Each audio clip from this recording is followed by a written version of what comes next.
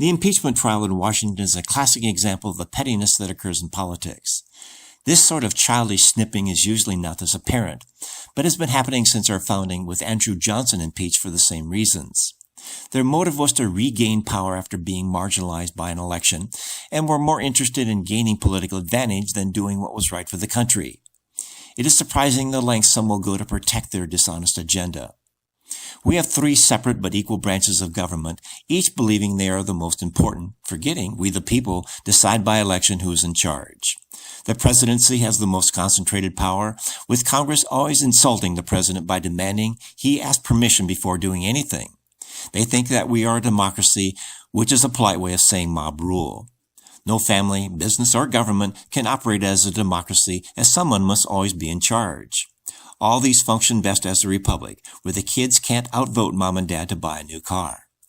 When I first heard the words of John Kennedy, "Ask not what your country can do for you, but what you can do for your country," I believed the majority of the Americans actually wanted to be self-sufficient, independent from government bureaucracies, trusting in the top decision maker, like any functional family does.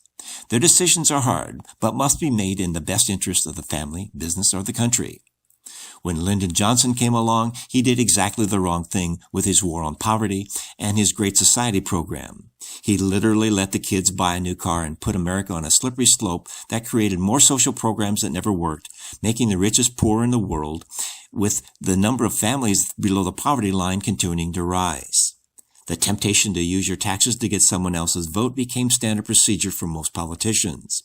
If one tries to stop this fraud, the party would hound them out of office by political machinery, lobbyists, and the deep state, as is happening with this impeachment. Until now, no one was self-confident, independent, or financially capable of confronting this deep state for the good of the country. No one was willing to risk their lifestyle, their net worth, or face criticism that happens when someone upsets the apple cart of corruption and exposes the incompetence, fraud, and depravity that keeps these bureaucracies going. When Kennedy wrote Profiles in Courage, with the "ask not" phrase, the words are the very thing that every politician should live by and have the political courage to try. Hopefully, Profiles in Courage will be seen in this trial.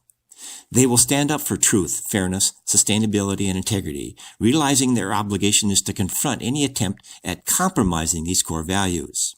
They crucified Christ too, but doing the right thing is always difficult and will be criticized, with integrity the most difficult value to uphold. This is Keith Kuby wishing you the best in making the world a better place.